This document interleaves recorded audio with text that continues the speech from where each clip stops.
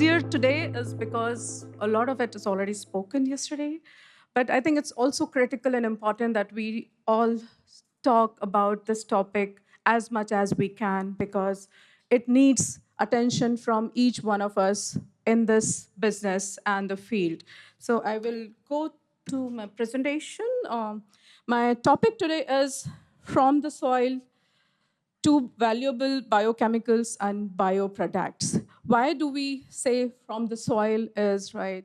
We are utilizing the soil for giving us the feedstock, which is a carbon source for all of us. And it is very important that we look after and take care of the soil as we reap our feedstock from here. So we really look at this very closely and monitor. Now, this slide is just to kind of put everything in perspective is yes, fossil economy has been there and it will be there. But I think what we have done is with extractive methodology, we have driven the climate change to this level today. Now, we need little correction, which is very, very critical for this um, economy to shift a little bit to sun and soil. And this will improve sustainability and it will have better kind of ecosystem which can like lend give us a little bit longer and ecological, what we can say is very mature way of living and sustainable way of living in this world. So that's why it is very important that we look at a little bit of shift from what we do today. Now, this was also, sorry that I couldn't change my slides because I had already submitted it. It was talked about yesterday also about G20, but what I would talk about the leadership G20 had in New Delhi, where the leaders talked about one word, one family, and one future, which is very important. And that's why all of us are sitting here because we are not looking at our reason alone. We are looking at what we can change for the world. And this is what is G20 continue to talk about. We talk about Green Development Pact for Sustainable Future, and which is important and critical for all of us, and designing circular economy, and all of us probably trying in our ways to do this. And a microeconomics risk from climate change and transitioning to pathways to bio world. Now, implementing clean, sustainable, affordable, and inclusive energy transition, which is very critical because energy is the most important and the larger use for the biomolecules. Right? Now, now here what I have put in here is like for the normal, the common thing is like what we look at futures 2030 is we need to work around developing better crop, better energy system, better soil system, maybe genetically modified crop, which is not common for many of the countries, but they will help us probably to improve the pest resistance and crop yields. Now, if I sum up for certain reason, is like biomass-based biorefineries will really pave the way of leading of this transition and co-creation with farmers. What we talk about is like unless we understand the soil and the farm, we will not be able to deal with this transition. So co-creation with farmer is very, very critical, and this will improve the cane yield. And then at the end is co-creation with customers. So customers are center of this innovation because we need people who are kind of looking at a more sustainable way of doing businesses, right? Now, as Godavari, we look at ourselves in four areas where we can focus on, we are focusing on. So vertical integration is controlling the value chain from farm to the final product. So our aim is whatever we do is our innovation starts in the farms, in the soil, with farmers, which helps us to get better kind of yield per acre, and also this capture carbon is translated into the molecules which go up to maybe the cosmetic application with the coating application or various other aspects. Then we also have setup of pilot plants where we try and overcome the valley of death, where we can prototype commercial scale demo facilities with various scales. Uh, we for fermentation and agribusiness, we do use a little bit of AI, which is happening now, and we tend to use a little bit more of AI for innovating better solutions. We are working with our customers to kind of navigate this fractured world by tailoring business pitches to meet our US, European, and other Asian partners to who are looking at the solutions for kind of their circularity and their reduction of scope 1, 2, and probably 3. Now, so if I just sum up this, so as Godavari, we are completely integrated circular biorefinery. We work in the farm and we generate our feedstock. In India, the farmers are owner of the farms, so we don't own any of the farms. We work with farmers and they're not bound to us that they have to give their cane to us. Now, we really work with them to make sure that they get better yields and any improvement, they're not supposed to give it back to us. But ultimately, once yield improves, it gives to somebody. So that's what we work with them.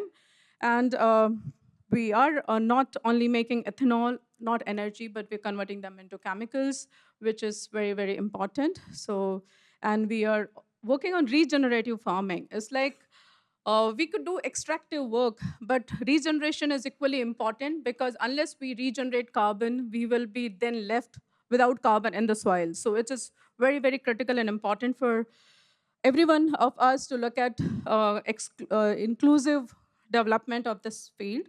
This particular chart talks about what we do in overall. So we basically, sorry,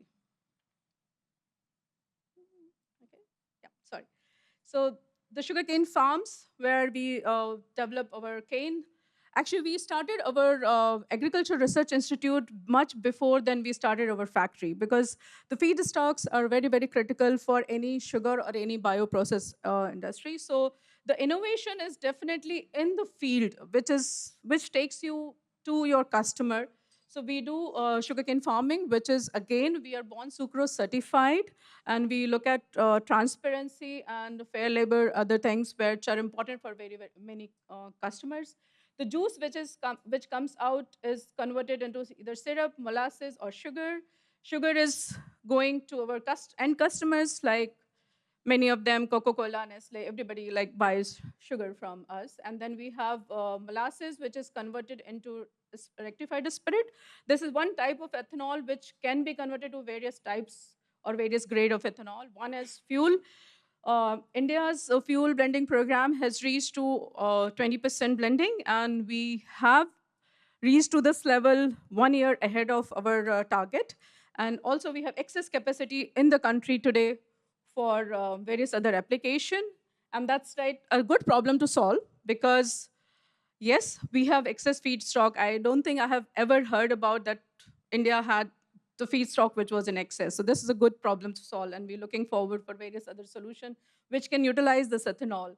Now, we convert this into extra neutral alcohol, and also fuel. This rectified spirit goes to various biochemicals. Acetaldehyde is one of them.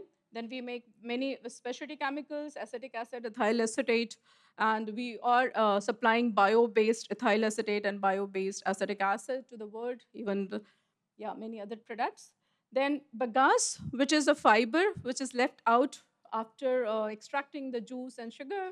This fiber is mostly used for electricity generation. So most of sugar factories in the country are self-sufficient for energy. We do not take energy from outside. We have completely, almost 100% electricity is produced inside. And we also supply power to the grid during the season, and during off season, we buy it back. Then we're also looking at various other aspects of converting this bagasse into cellulose, cellulose derivatives, and 2G ethanol. Right? So this talks about what we do. Even what we do is from the press mud, which is a waste of sugar industry, it goes for biofertilizer, and this biofertilizer goes back to the cane field. So it's completely integrated. One thing which we have not used in the whole system is CO2, which we're working very closely to make sure that we also consume CO2 in our system. Now, what we look at is multiple feedstock, because for our country, for India, food versus fuel is not the issue. We do not discuss. We talk about farmers' sustainability, which is more crucial for us. Now, in India, we have excess corn produce. Sugarcane is also excess. So if we do not consume the excess crop or feedstock, the farmers will not get paid. So we consume different feedstocks, which gives us the diversity and also feedstock diversity. So we are not dependent on one single feedstock. Yeah. Now, next one is what we do is, I've just given a few examples which were not covered in the cycle. It's like we make few products like 1,3-butylene glycol, which is used in cosmetic industry as humectant, and it is bio-based completely, which cosmetic company really prefers. They also look at how do we get our feedstock from the farmers. So it's a complete value chain which is audited by them most of the time, and it is also certifying by the C14 analysis. So that's important. And then we also have another molecule, which is ethyl vinyl ether, which is import substitute for the country. Currently, this particular molecule is made by acetylene chemistry, which is hazardous, and we look at ethanol chemistry, which is more greener. So these few examples I wanted to put here. We have recently launched our pilot plant for dimethyl ether, which captures CO2 and converts into dimethyl ether. This was done with the collaboration with Indian Institute of Chemical Technology in Mumbai. They did try in the lab, and then we have scaled it up to the pilot scale. And this could be a game changer once we succeed in scaling this up to the next level. Now, this is a small photograph of our pilot plant, which is running, and we are collecting the data for next step. This is a significant milestone because in fermentation industry, like whenever we have ethanol production, CO2 is byproduct for us. And this is biogenic CO2, which is not to be worried, but CO2 is an issue. So once we convert this CO2 into the final product, this definitely will be carbon negative. And any other CO2 can also be utilized for doing this. Now, this is few example of the products which we already have, more than 2025. I just put it up so that we know that we are making a lot of chemicals out of this. Now, social sustainability and ESG is very important for any industry, equally for us. We have right now 84% energy is already renewable. So this is what is important. We are looking at like social, we have no zero fatality, which is very common, which has to be there. We have no other choice. We also support CSR. And CSR is not for us because of the regulation. When we started the company in 1939, the first school came up in 1942. So there was no regulation, no compulsion for doing CSR. So that has been our way of doing business. So that's us. Yeah. Then this is some few slides which can talk about what future can look at for any biorefinery. I see a lot of people who are working on various areas like lignin, FDCA. So all of us need to collaborate and see if we can find some ways of scaling them up. Now we co-create with farmers, which I spoke some time back. So we have farmer partnership, uh, and then we incorporate research for high yielding varieties of cane. We also do regenerative farming, which is important. So we use biofertilizer and sustainable materials rather than chemical fertilizers doing this work. Now, this was another announcement which was there. We have collaborated with Syntomer for supplying them biobutanol. We currently make biobutanol, and we're looking forward for improving our yields and things like that. And I think my time is up, so I have to say thank you. But this was really interesting, and I wanted to kind of, maybe we can talk during the breaks. And our passion is to make sure that we have a better and beautiful world while we do our businesses. Thank you so much.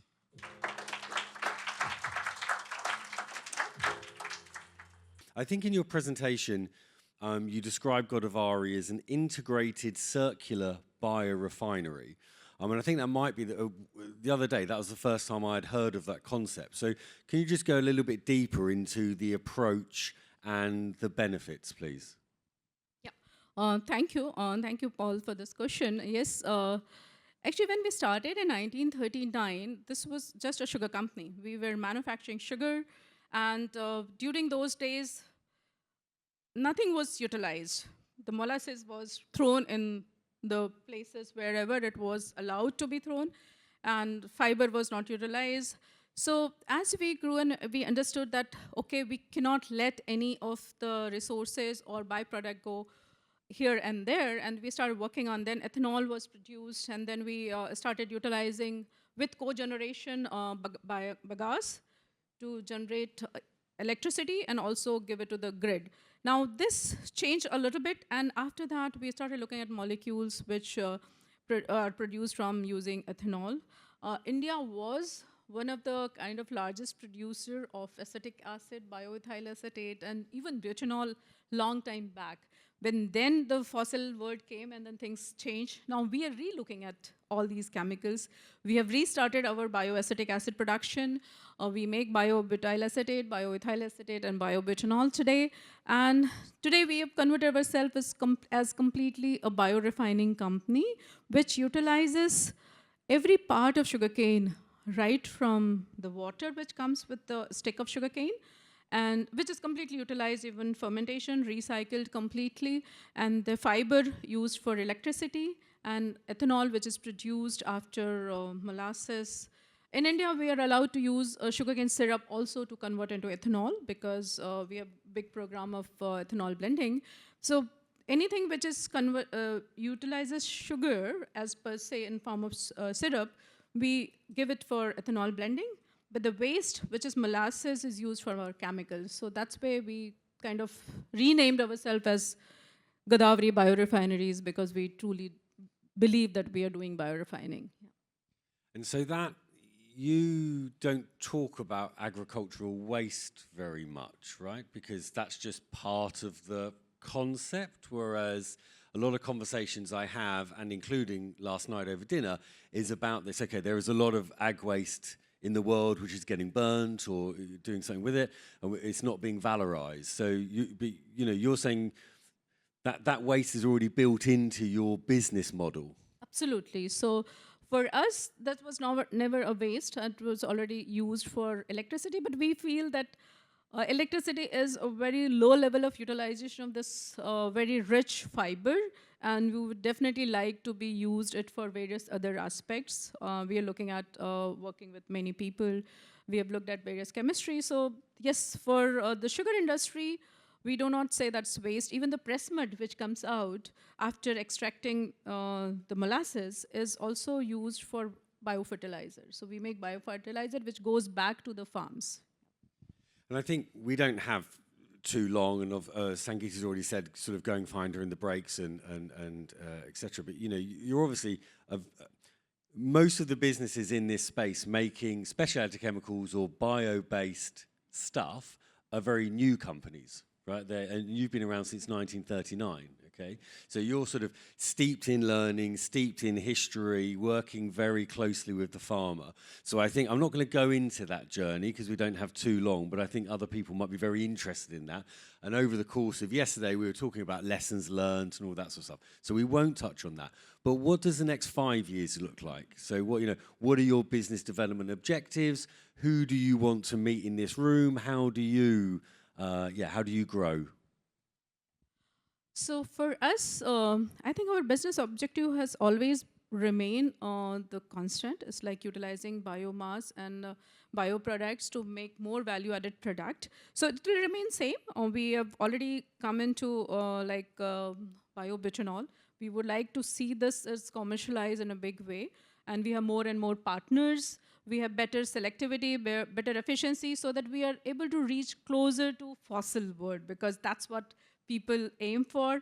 And that's one. And there are many few products which are in pipeline, which we talked about, like DME. If that is successful, we would like to see that happening around the world. Why only in India? Because CO2 is a larger issue to resolve. So if we find some partners to take it forward, we would definitely take it forward. And what we see ourselves is kind of expanding to maybe 3x in next 5 years. That's what we think. Ultimately, price parity with fossil. Absolutely, because that's what people wanted. That's what the customer wants it, right? So we need to co-create with them, because maybe we do not replace all the fossil material, but there are few materials where sustainability is important, or they want to just have their scope 1, 2, 3 reduce a little bit. We just support that, because as a biorefinery, we will not be able to kind of scale up as petrochemical, but that will take a long time. But that's the ultimate aim, right? Yeah, absolutely. Okay, I want to spend the last question. You mentioned about your CSR sort of activities, and I was, when I first came across your business, I just loved what you were doing right from the start in the sort of local community. And there are some businesses maybe doing that. There are some businesses that maybe think they're too small to think that. We're one of those businesses where we're sort of thinking, okay, we need to be putting something back. So we're thinking about joining Planet 1% and stuff like that. So talk us a little bit about, yeah, how did that start? What do you do? Tell everybody about that social impact, and how does it align with your commercial objectives? So thank you. And it is very important that we are in the business where it impacts the life of so many farmers, right? Today we are connected with more than 25,000 farmers.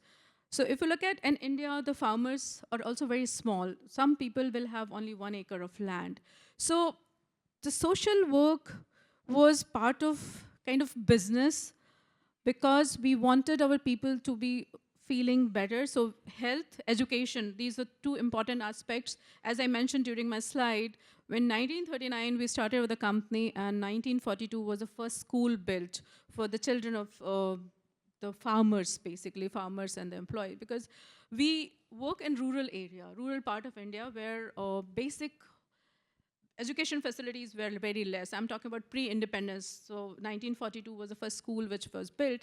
And we continue this journey, and today we have more than like 40 institutes, more than 40,000 students studying right from medical to business to everything. So this school is there, and then we also have a healthcare system. So that was always part of giving back to society from the beginning. We never thought as CSR. Now we kind of account it, because that is part of compliance and we have to. So that has always been part of our business.